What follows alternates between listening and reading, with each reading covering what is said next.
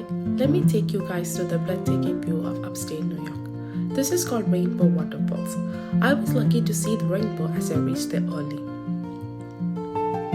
Walking past that, I came to the adventure trail I booked to participate. Walking through the single-line ropes and climbing the mountains was my first-time experience, and it revealed the adventurous side in me.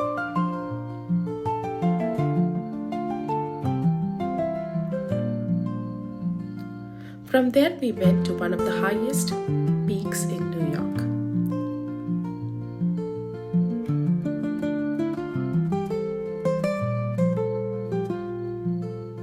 Walking through this tunnel built under the mountain to get to an elevator to see the highest peak was filled with curiosity.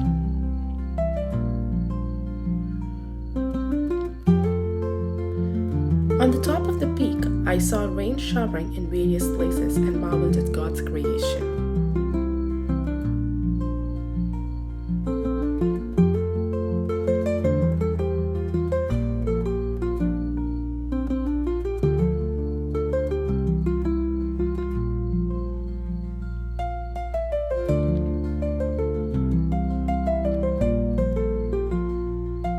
By this, signing off, your travel friend.